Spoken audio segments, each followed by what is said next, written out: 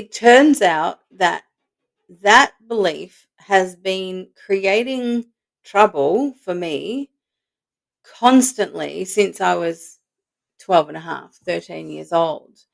And the moment that I realized today's truth and compared it to yesterday's truth, it vanished. Joanna, how did you find carnivore? I found carnivore now years ago. Was I was on my low carb keto ketovore journey, trying to slowly eliminate things to try to feel better. And I got to a point where I'd had a gut infection, and I really I wasn't doing very well at all. And but I was immersed in my YouTube university days, learning about low carb and keto. Everything was very keto back then. It was 2000 and end of 2018, maybe beginning 2019, and I had this gut infection. And I think because I was eating mostly vegetables with a bit of chicken, fish kind of thing thrown in, I just didn't get. I wasn't digesting any nutrients. My body just became a bit bordering on septic, and I didn't know what to do. And then carnivore came up with Paul Saladino when he was, raving on about this thing that he'd discovered. And I thought, well, if he's not dying from only eating animal products, I'll try that, because why not? And so I did, and it did solve problems without question. It took me a little while to get all the plants out, because psychologically it's a bit hard, because no one else was doing it. It was carnivore was so new then. Um, and I just, like usual, I just did it and I didn't tell anyone, because it's not their business anyway, is it really? It's my body, my mouth. And there's plenty of blokey Australians who hate vegetables and just eat steak pretty much, unless someone forces them to eat vegetables. The only vegetables they eat are potatoes and bread stuff. And we all know that that's a bit crap. So eating just meat is fine, right? So I did that, and I've been on the carnivore journey, um, since 2019. So we're at 2025. That's like we're coming into our sixth year now. It's a long time. And I have a list somewhere of, I've got it on my YouTube channel. I actually, after our first interview, I thought, I better make a list of all the things that were wrong with me, because um, I'll forget, because I had actually forgotten all these things that were wrong with me. Because when you feel well, you're just over it. You're beyond it. You're never going back. When you know you're not going back, you're free to forget the trauma of it. Um, but I have this list that when I read it, it just makes me want to cry, because I was battling with so much. And carnivore really helped with, my digestion, with my energy levels. I dropped tons of inflammation. So any problem that was to do with that has reduced. The only thing that I was left with, I've had this going on since I was a teenager, like puberty time. When that came on, so did this problem, and it's just grown through the whole time. And I didn't really know what the intricacies of it were until somewhere through the middle of last year. It sort of started coming up on my YouTube feed, and I now know that what I have is lipedema, which is basically the physical body is manifesting, um, in between your joints. It's manifesting like a fortification, where you have like an intertwined, like a web of scar tissue, fibrotic scar tissue, and in between is fortified and padded out with fat cells. So the problem with that is that, first of all, I didn't know about it. When I came to understand what it is, it's quite obvious. If the fat's trapped inside this web, it's not accessible as energy. So there's only a small amount of body fat that you can actually lose by doing carnivore, because your body will reject the concept. It will think that there's no more available fat. So I think I got down to about 100 and because I was around 137, 140 when I was like, that's like my worst weight. And I brought it down with carnivore to between 115 and 120 kilos. And that's like this set point. And my body would start to get nervous if I tried to push down below that. I would have to work very, very hard. So that was my dilemma, and I couldn't quite work out why that was occurring. And it's, I mean, my honest weight on a scale, if all was normal, should be probably between 70 and 75 kilos for my height. Um, and I'm large chested, so it's, I'm allowed to have a few extra kilos for that. But um, that's a huge difference to where I'm sitting at like 115 to 120. That's like rucking every day. So if you want to be active in your life and you're carrying that amount of dead weight, it's really hard on your heart. It's hard on your muscles. It's hard. It's just hard overall. Like you just don't have as much energy to get you around. So you have to kind of ration it, which is not fun. Um, so the outcome of living in that kind of body was kind of like a plan B life.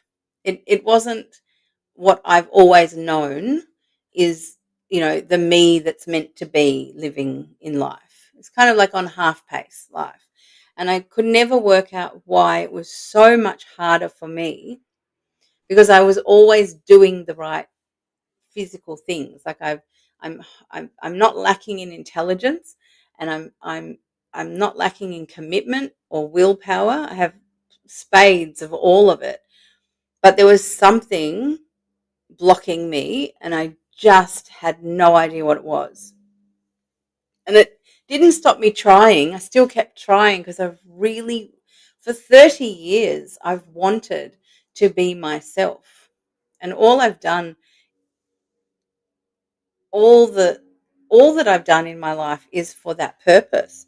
And because I feel inauthentic, really, not being able to live as me in the world. So I I had a client session with someone who actually came through to me via your channel, which I appreciate.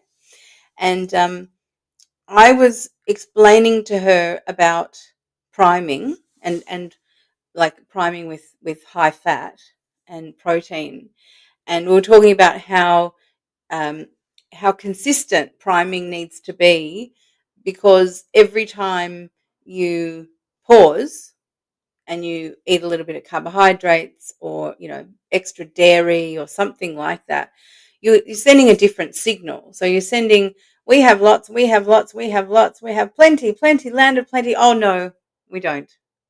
And this gets confusing for the brain and the body. And so priming is about consistency until your body knows that there's plenty of fat and it wants to use fat for fuel. So I was explaining all of this, and then I decided after our session, you know what? I'm just going to do a bit of priming.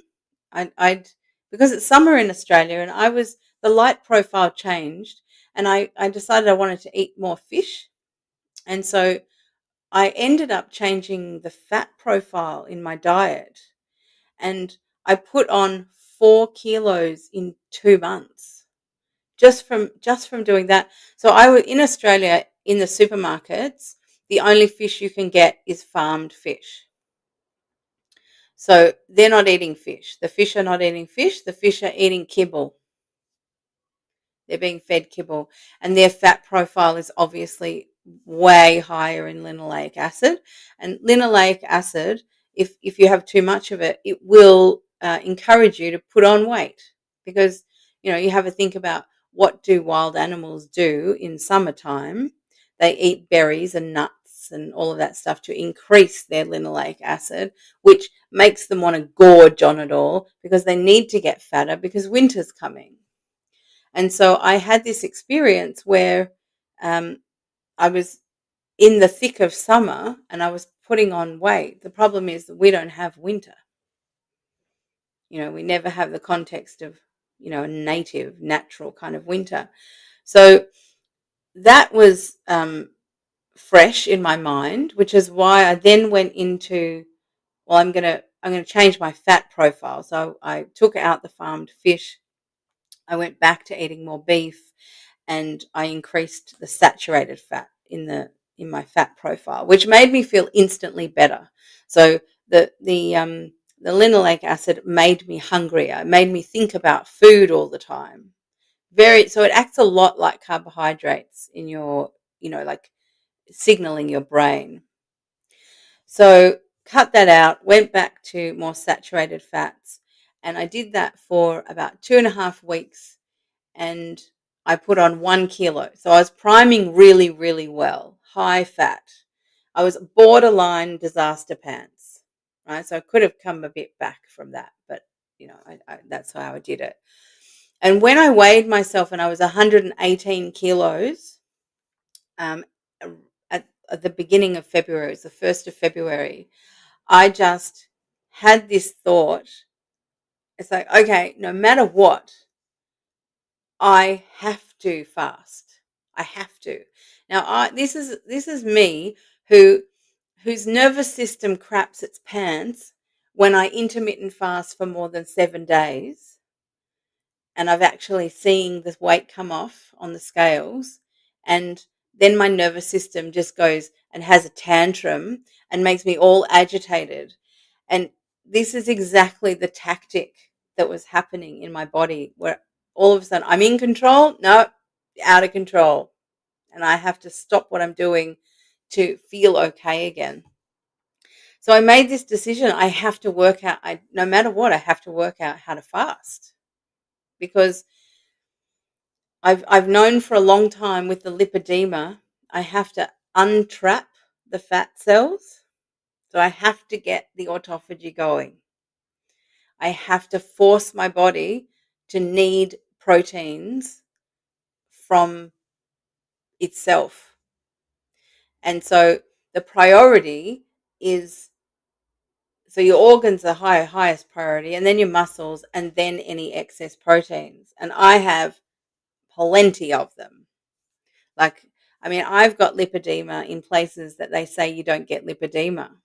Like, I'm an all-in kind of gal. I've got it. I've got it all through my torso, as well as the usual legs and hips. Also got it in my arms. So my arms are slowly changing, but it's going to take a long time. So I knew that I had to do fasting, and I knew that I hadn't been successful with fasting. So that's where I stood at that time. And I happened to be doing a free Tony Robbins 3-day seminar where I was waking up at 6 in the morning and doing 3 hours online. And this was day 3 of it. And we were just going through. So not a lot of it was new for me because this is the industry that I work in. But I thought, hey, it's free. I'll go through because I might get something out of it. I might learn. He's very polished, right? So I did get a lot of languaging from him that I can use with clients. So we're doing this activity. So write down your goal. So as I weighed myself at 118 kilos that morning, I wrote, well, I've always had this goal. I want to be small, I want to be fit, and I want to be fully active. That's all I've wanted from my body. And then he said, well, if you're not able to action your goal successfully, there's something standing in your way. What is it? And I went, well, I don't know. And there was something that had come into my mind throughout the previous 2 days, which is, well, what's the evidence of the truth? Because if you don't know what the truth is, you can always see the evidence in your life and try to puzzle it out from there. So I thought, okay, well, I'll write down what I've observed myself doing and not doing that might be part of this. And I realized things like I can parent myself, but just not consistently. And I'm not quite sure why. And then I came up with a few other things. Then all of a sudden, it just landed in my brain exactly what it was. And it was an event that happened in my life that happened over a year and a half. So it was a constant for a year and a half when I was about 12 and a half until I was about 14, where there was a huge amount of pressure on me every single day. And I had to think of my family members before me. I had to look after them. And I was only like 12 and a half, and I'd never done it before. So I had to do all this learning to figure out how to look after them. And I never had a day where I didn't look after them. And so that kind of left a bit of an impression after a year and a half. And what I discovered in this questioning process is that it just dawned on me, well, none of that, because I asked myself, what's the evidence of the truth? I realized that none of that's true anymore. Like, I don't have a lot of pressure on me. I've removed that from my life. I have actually removed people from my life so that I don't look after them. I mean, that's a bit sad to have to do that. But it's not people that I wouldn't leave away from my life now anyway. Um, And so I realized that yesterday's truth is way out of date and today's truth is vastly different. And it just totally changed the story that was running in my thoughts, creating a state in my body. So, like people find it very difficult to understand how your psychology and your physiology work together. And we all kind of intuitively know that stress is really bad for your body. It's bad for your wellness. But we can't quite get a handle on how that works.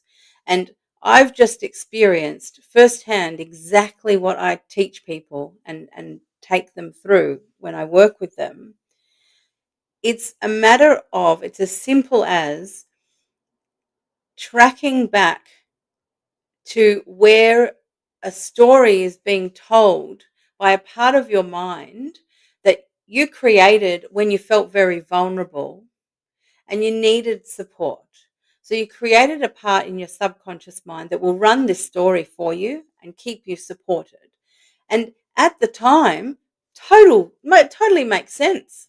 I mean, for that year and a half, I call it a dragon, right? Because the dragon is really powerful, fire breathing dragon.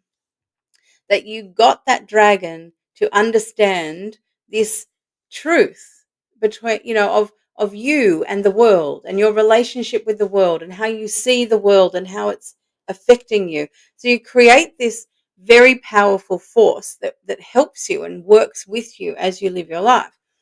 The problem is that because it's a subconscious thing and we feel a lot better once we've created it, we feel supported in a way that we didn't have it. And then we promptly forget about it because it's subconscious. We don't have to focus on it. And it generally makes you feel good for long enough for you to completely forget that you ever did it in the first place because you feel fine. And so there's two ways that we generally create a dragon. One is we have an event that's powerful, like a really shocking kind of event. And then you respond to that, create the dragon for support. Or it can be like drip feed. So my first trauma was a big event, and I thought that was the only problem, which I've resolved. But I had a secondary one, which happened at teenage years, which was drip fed. So it was every single day for a year and a half. I had this job that never let up. Like, it was worse than having a paid job because I didn't have a psychological break from it. No one relieved me of that job for a year and a half at a really pivotal time of your life. It's almost like I didn't have my life. I had to look after them. The problem was that after a year and a half, the context changed. So it was no longer true, but no one debriefed me. It just changed. And so my psychology was that I still had this fortifying dragon telling me that I have to be fortifying in my body. I have to slow down. I have to reserve my energy. I have to, um, I have to look after everybody else and leave me to last. And so I did. That's how I lived my life because that was the truth, apparently. And it turns out that that belief has been creating trouble for me constantly since I was 12 and a half, 13 years old. And the moment that I realized today's truth and compared it to yesterday's truth, it vanished. It just vanished. Because once you consciously know that a story is a lie, are you going to listen to it anymore? No. I can't listen to lies. It's like if you're hoodwinked that it's the truth, you'll listen to it. But as soon as you bring today's truth and compare it to the old truth, you go, well, that's not the truth anymore because today is real. Yeah, I live today. And everything changed, Dave. Like I have no nervousness in my body at all. It's really kind of weird. I decided, well, I'll just try fasting because that's what I said I'm going to do. So the first day, I had this really interesting occurrence at 4 p.m. So I didn't eat all day. And then at 4 p.m., so this was the last day of the seminar, the third day, and I didn't eat. And then at 4 p.m., because it finished around, I don't know, 9 o'clock in the morning because I started at 6. So I was successful all day. 4 o'clock, I get a headache. This is not very normal for me. Being carnivore, I don't get headaches. I used to pre-carnivore. And I thought, oh, you poor thing. I'll give you one Panadol because I'm not fond of, you know, being easy with the pharmaceuticals. One Panadol should drive the headache away and you can have some food. Okay. Well, I intermittent fasted today. Try again tomorrow. So the next day, I'm like, okay, we're trying again today. And I get to 4 o'clock and the same thing happened, Dave. The headache came back. 4 o'clock on the dot. Like there's a clock in there somewhere. And I went, oh, I am hip to your groove. You can have the Panadol because I hate headaches, but you're not eating. And I didn't eat. And I didn't eat the next day. And I didn't have a headache that day. And then I didn't eat the next day. Got a headache, had Panadol, didn't eat. My goal was a 5-day fast, and I fasted until 4 o'clock on Friday afternoon. And I'm very proud of myself that I've re-educated my nervous system. You know, these habits were, dead in the water. And then I thought, okay, well, I like food. I'm going to refeed. I'm going to have to learn how to do this. And I ate way too much straight away because, I was still in the, oh, I'm really hungry, even though I wasn't really hungry. It was all a mind game. So I then had a really bad night's sleep because I ate too much. And it took me half of the next day to fully digest everything through. And so I learned about priming. I learned about refeeding, the first refeed. And then I thought, okay, well, we're going again, another 5-day fast. So I did. And it went really well until about Thursday night, Friday. And then I started to feel a little dizzy. And I'm like, oh, I probably don't have enough electrolytes. Better keep going. But I still didn't have enough. So my concept of how much salt I needed wasn't quite on par yet. So I was quite happy to refeed again that weekend because I hadn't quite resolved the electrolyte issue.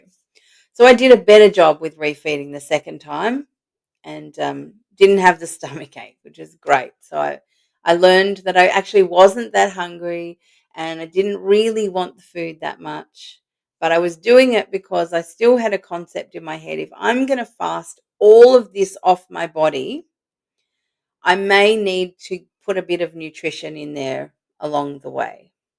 That was my thinking at the time. So third week, and I have like a spreadsheet where I'm testing my ketones. I have a ketone monitor, and I have scales, intelligent scales apparently, but all I do is weigh myself, and because it has an app on your phone, but I don't bother with it. Um, and I just write it all down. I weigh myself when I wake up in the morning, go to the bathroom, weigh myself, check my ketones, and then I check during the day to see what's going on. Now I've got to the point now that I've finished sort of week 4 of the fast, of the 5-day fast. I'm I still check my ketones, but just not as much because, well, I know what they're doing. I can see the pattern. So I just check here and there now to see if the pattern's still the same.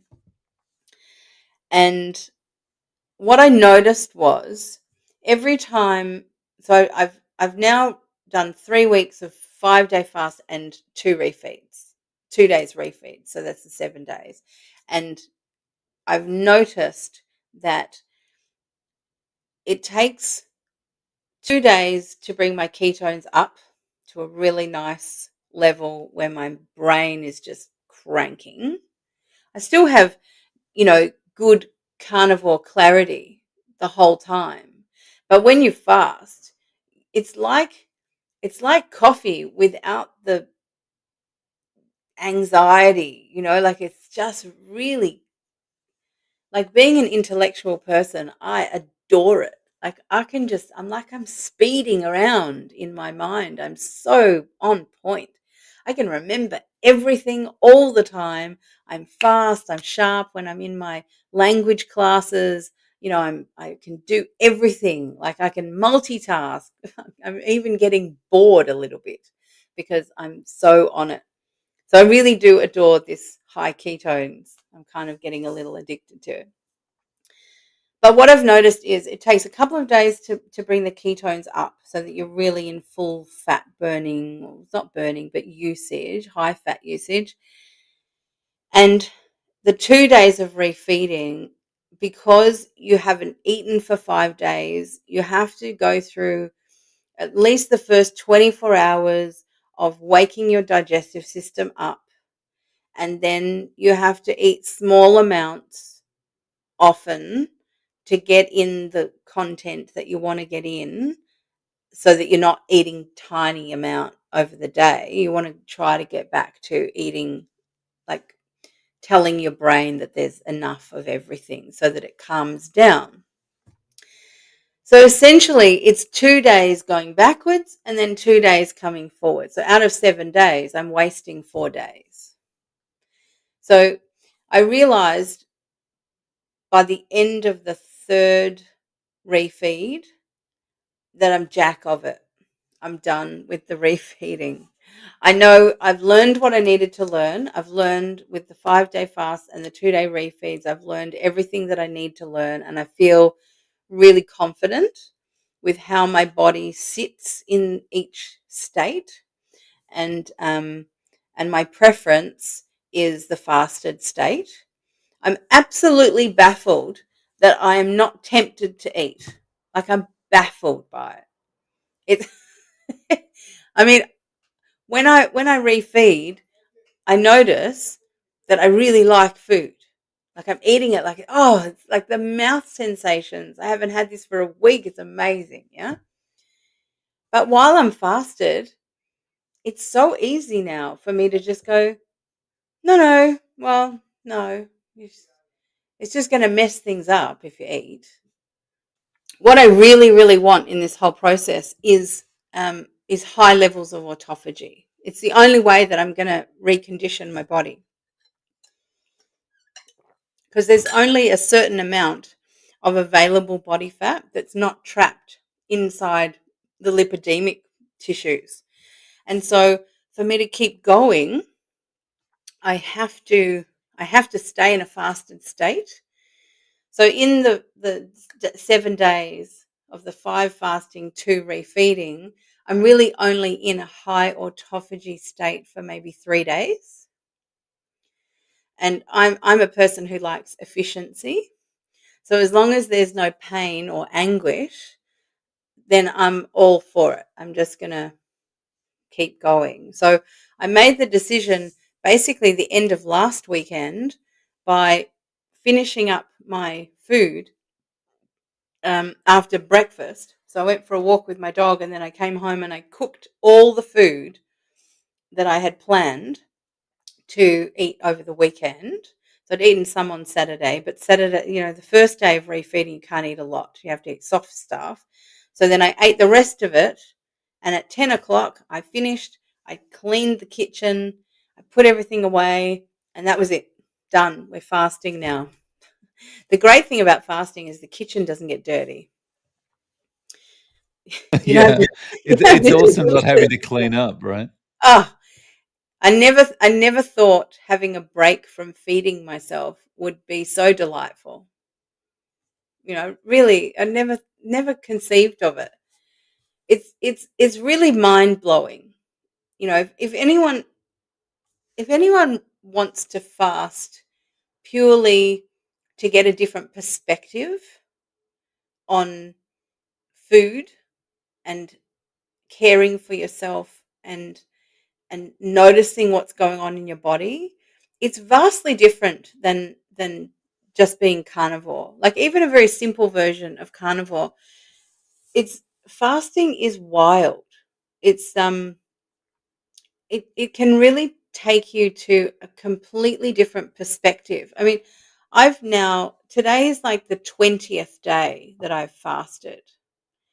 And um granted, it's only been 5 days in a row, but those refeed days were less enjoyable than the fasted days.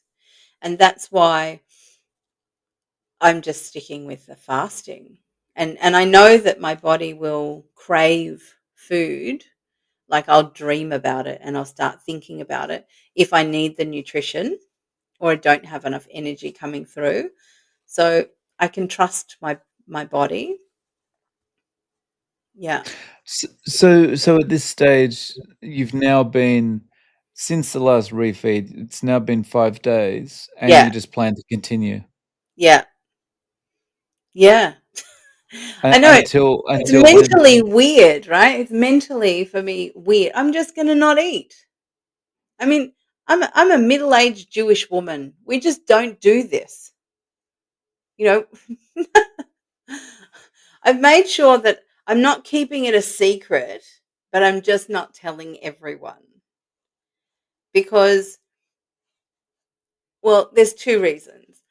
One, I don't really want to have to deal with their psychology because, Jewish people, like not all Jewish people, but my Jewish people, the majority of them have multi-generational trauma, including me, from living in Eastern Europe and having Hitler come and being in ghettos and being in refugee camps. And food was scarce. And what has happened from that is the next generation has placed a huge importance on providing food and a little bit of over provision. Um, like we love a chubby baby. And if you get too thin, there's something wrong with you. Um, and, my grandmother used to say, "Oh, Joey, you're so fat. But hey, if there's a like a famine, you'll last longer than me." I mean, that was in their minds. So this is in my community's mind.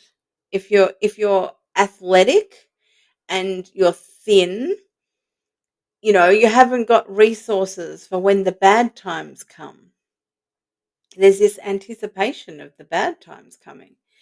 And so I'm not keeping it a secret, but I'm also not telling many people. And I've told a couple of people so that if anything does happen to me, like I psychologically go a little crazy because I just want to keep fasting and it becomes bad for me, those are the people who see me regularly enough that will, do an intervention and say, don't you think you should just eat now?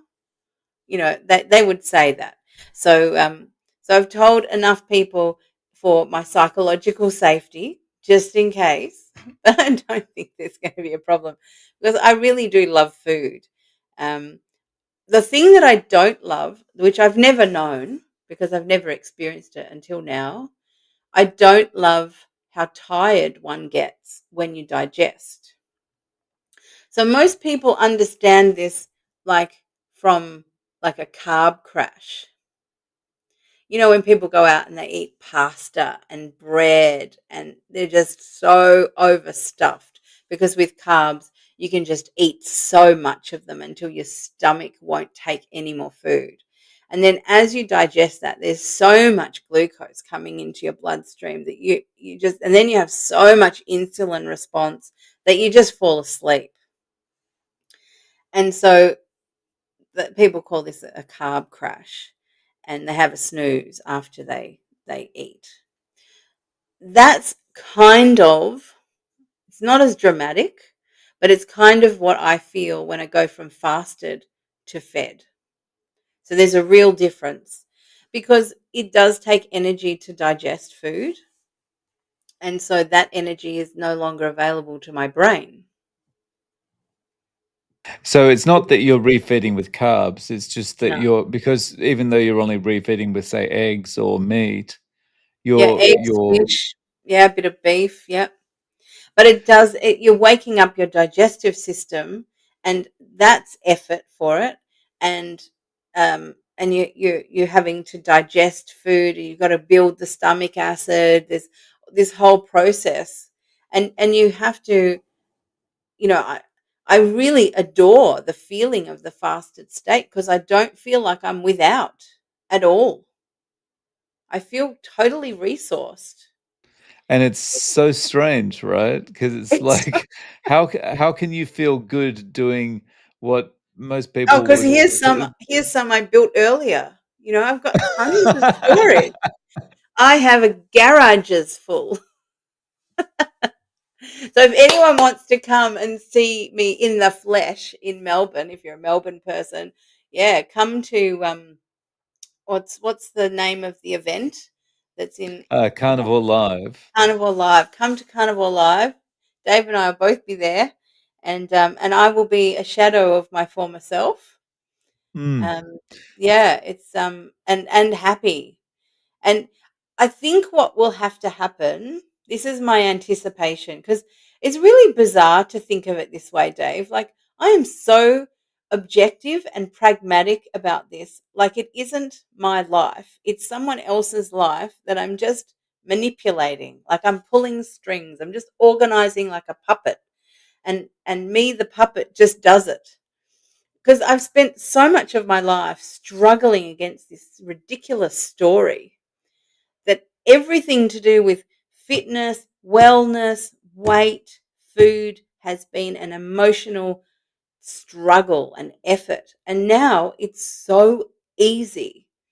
And the easiest thing about fasting is that you actually don't have to do anything. Like, it's double easy because you don't have to shop, you don't have to cook, you don't have to clean up. Um, you you're not even spending money. Like, everything about it is wild. It's it's just a whole other world, and I'm quite happy to acclimatize into that world until I'm forced out of it.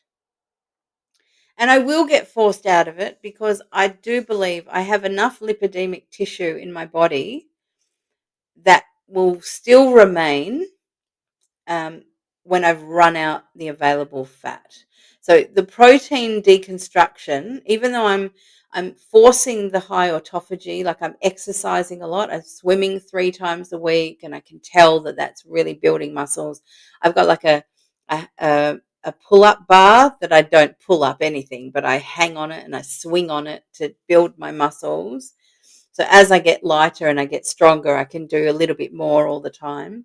So I'm really trying to do all things that demand that deconstruction of the proteins while I'm fasted. Um, but I don't think I can do enough to keep it on par with the energy usage. So at some point, and I don't know where that point is, but at some point, I'm going to run out of available fat, body fat, and I'm still going to have some excess proteins. And so my strategy at that point is going to, unless my body decides to use the protein as fuel, that would be great. Um, but I don't think so. I don't think it will. It won't feel the same if you don't have the fats coming through. Um, at that point, the strategy will have to change, and I will have to refeed high fat carnivore to put on, say, 5 kilos so that I can then go back into fasting and force the autophagy. And I will have to cycle that around until it's all done. Mm. Yeah. Not a big Um, problem to have, though.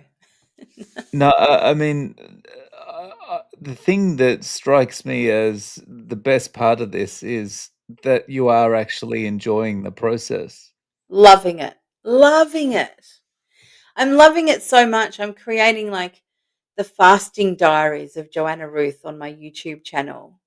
And I'm inviting people to, I've created a Facebook group that's open to everyone to, like I've rebranded my YouTube channel to Low to Zero Carb. And I've got a Facebook group that matches, the name matches, so people can find it easier. And people can just come in and ask questions, and whether it's about fasting or whether it's about their story or whatever, like whatever's, it doesn't even have to be about fasting. Like if you have a story that's stopping you from being carnivore and you want to be carnivore, well, that's the thing that you need to, that's your goal and you're not able to get to your goal. So let's figure out what your story is. Like if your story is not in today's truth, you've got a problem. And it's always that. It's if you know the how to of anything that you're trying to achieve and you just can't get yourself to do those actions, then you have a story problem. It's you can't not deal with your stories to get and expect success, and you can't deal with your stories and not deal with your physical world and expect to get success. You have to have both. It has to work together. And if you're able to achieve your goals and not be, waylaid and distracted and interrupted, well, more power to you. You're going to get what you want. You can set a goal and off you go. That's what life's about, is that, setting a task and managing it, and you feel good that you did. Um, but there's so many of us that are not. We're just not. We're struggling. Like there's carnivores who are still struggling, and I honestly believe that there are many carnivores who are following YouTube channels and educating themselves and putting in the effort and spending the money and the time and all of that. And they have a story that's making it so much harder for them to get their success. Whether that story is creating, your story affects your nervous system, and your nervous system affects every part of your body. So autoimmune problems come from nervous system problems. And your subconscious is in charge of your nervous system until you have true stories running. This is the first time in my life I have experienced life with all true stories. It's, it is a remarkable state. Like you really feel like you are exactly who you've always known yourself to be. And it's, I just want that for everyone now. And it's so not difficult. Like I was already helping people with it before, but now that I've lived through both ways that you create a dragon, and I've resolved both of them, and I'm having physical benefit from having resolved them all, it's like I have everything that a person needs. And I can tell you if your story is getting in the way because I can feel it, I can hear it. And story changing is not hard. It's really actually quite pragmatic, because it really is, okay, tell me the evidence of your today's truth. Now, what's your dragon telling you? Your dragon telling you that? No, when I try to do that, my dragon tells me this shit and this shit and this shit. And you go, well, how true is that? Like, let's have a look when that story was created and the context. Then you'll understand that its use by date has come and gone. It's as pragmatic as that. But unless you pay attention to it, you are working so hard with willpower. And that's the point that I want to tell people about, is if you're having to use willpower, especially for your health, every day that you are using willpower to make your health better, your life, your wellness better in your life, you're like you're treading water, because the effort that you have to put in with the willpower is just enough to keep your head above water. If you can, the only reason why you have to use so much willpower is because you have a story telling you otherwise. And if you eliminate the story, then you eliminate all the effort. It's like you get to this state where you just go, oh, I'm going to fast. And you do, and Yeah.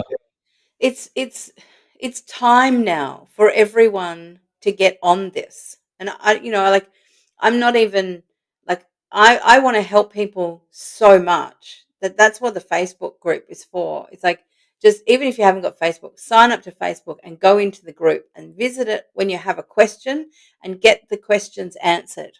Because, like, I was asked, what's your goal? What's holding you back?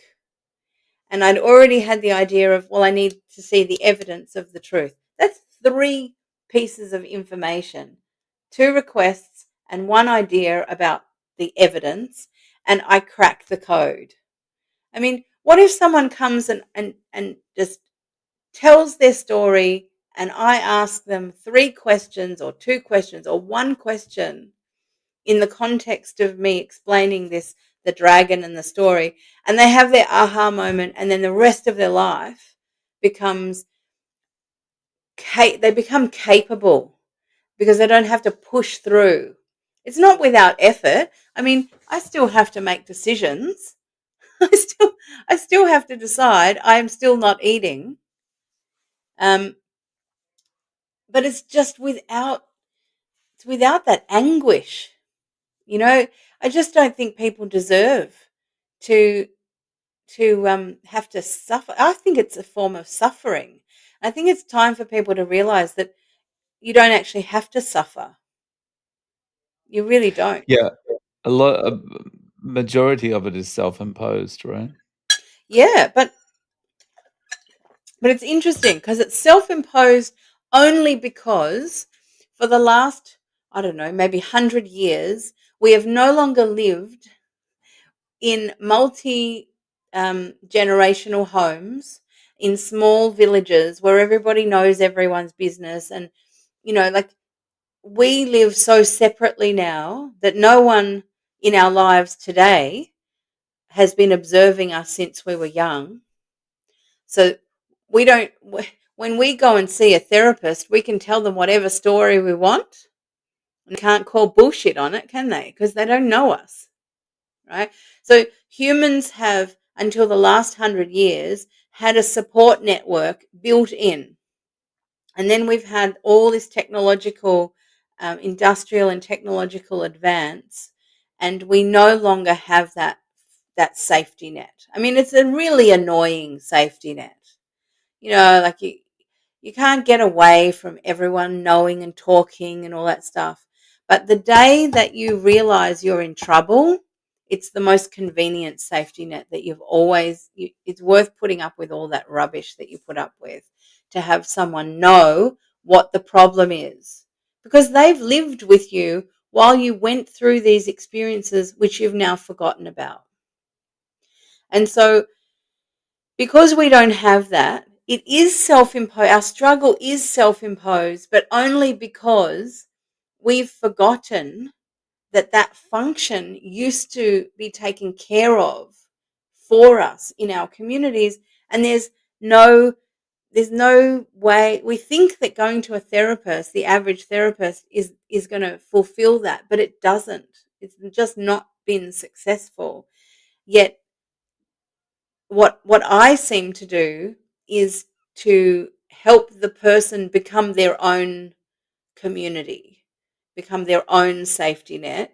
And all I'm doing is guiding them through the process so that they can remember the bits that they'd forgotten about. You haven't completely forgotten. It's both things that I resolved, huge events that created turmoil in my life. Um, Both of them I knew about, but I didn't understand the emotional impact of them. And I think that's the skill that I have greater than any other, that I can feel. It's sort of like part of this empathic thing. Um, I can feel where the emotional charge is when the person can't feel it because they're disconnected from it psychologically. Whereas when they're telling the story, I can feel the emotional rise when things change in a person when they're getting emotional. And as soon as I feel that, then I'm telling them, well, that's where we're going. That's where it's hidden in there, in that little bunch of bits of information. Let's have a look in there. And as soon as like I'm pointing an arrow at it, it's really fast. Like the person will always, oh yeah, yeah, yeah. And then they're really forthcoming because they're kind of finding it with me because they want it found, and they're cottoning on to how it works. And so it can be really fast process. And it's, like I'm willing to do it for free until I'm so busy that I can't spend a lot of time in the open group. So I created an open group, and then I created a members group so that people who need a little bit more attention can go into the members group, and it's affordable. Like, it's only $25 a month, and they get more attention, more of my time. And then people who are in there that are still not hitting it and they actually need to have a proper session one-on-one, well, then they pay for a coaching session. Right. So at least So this way I'm creating accessibility for people, and they're sort of testing the waters along the way, and they only really need to expend financially if they need to, and I think that's really important for people. right. So, how can they find you online? How can they find each of those groups online? Well, they're both on Facebook, so all they have to do is type in low to zero carb, which is on the screen there, with LOWTOZERO carb, and they'll see that there are two groups. There's an open group, which I suggest everyone just goes in anyway, like, just suss it out, and then from there, if that's not enough, then subscribe to the members group, and then if that's not enough, then go to the coaching level. I would much prefer to build a community of people who end up helping each other and understanding the whole concept than to just have singular coaching sessions with a smaller number of people. And I'm willing to do all levels of it because people need different things. But I just see, I love the carnivore community so much because I've just connected. I mean, I know it's all online, but I've connected with so many people, and it's just, there are so many of us doing it now that it's starting to become a little bit obvious that we are focusing on the physiology because it is easier, because you can measure it, because you can measure the body, you can measure the food, you can follow plans, and it's it is easier to get started with the physical. And for many, many people, that is enough because they don't have a story. But for also many people, it isn't enough. And we have a bit of a gap in our community, which I'm hoping to help fill up, and to encourage other people and I know you've had a few on your channel, who are life coaches, and they are enthusiastic about carnivore, and they do want to help people on their carnivore journey. And I want to encourage those people to even be in the groups, and find people they connect with in the groups. Like, it's not all about me. I mean, people will want to work with me because I'm fast and I know what I'm doing. But eventually, there won't be enough of me to go around, and hopefully, in the throes of building it, there will be enough of other people who can become supports, and hope, I mean, and this isn't necessarily just for the carnivores. I mean, I dearly love the carnivores because we go out on a limb, and we're thinking in left field. We're trusting our intuition a lot more, and we're not listening to the naysayers, and we are strong people. Just to be doing what we're doing, we are strong people. And yeah, I really just think that now is the time. Like, there's, for many people, it's not we all have stories, and we all struggle against the stream of those stories. And I really think now is the time, and that's why the Facebook group is the open group. So it's just, there are no barriers. Facebook is free to get. It's free to go in the group. You've got a question, it'll be answered. And most people will have the same kinds of questions. And I'm hoping to, educate, not just fix people, but educate people so they can help other people. So do you want to know my numbers, Dave? So 20 Sure. days of water fasting, I am down 20.5 pounds, which is 9.3 kilos. Yeah, pretty good, huh? And Very nice. that's for 5 sets. Sorry, 4 sets of 5-day fasting with the 3 refeeds. So that's like cycling. It's like, remember the when you ride a bike. I don't know if you ride a bike, but you go forwards and then you pedal back, and you go forward again. You got to get your momentum again. And so, um, cross fingers, it won't take 20 days to get the next 10 kilos down. But, you know, I don't really care because I like the fasted state. So however long it takes, I'm good, which it blows my mind that I am saying I am not in a hurry. Whatever happens, I'm good, because I, I have this sense of, it's like a fait accompli, right?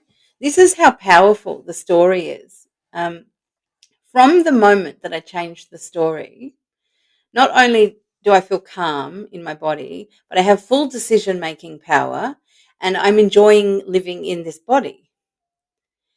And I know that just as much as the old story was creating a fat body, the new story is creating a thin, fit body.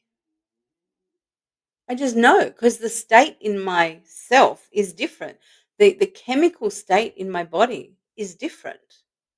So the story is frequency, because all thought is frequency, and your brain is an amazing organ that picks up on the frequency, whether it be fat signals, or you've eaten protein, or there's danger in your environment, or the story is reminding you to be careful. All those signals picked up by the brain turns into chemicals via your endocrine system.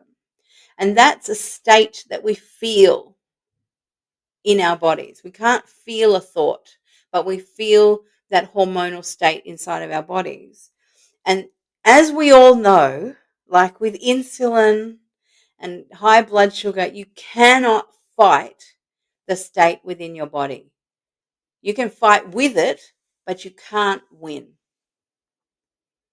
You can't win against dopamine addiction. You can't win. I mean, you can win the entire war, but that one battle you're going to lose. You've got to have strategy to win those chemical battles. And my most favorite strategy that will always win the war without effort is to change the signal. Joanna, I'll link to your Facebook group and YouTube below. Yeah, Um, Thank you so much for coming on and sharing your story and giving us an update on how things are going. And I'm pleasure. very much looking forward to meeting you in person in April. Yeah, me too. Are you speaking on the stage for us all? I will be, yes. Great, that's good.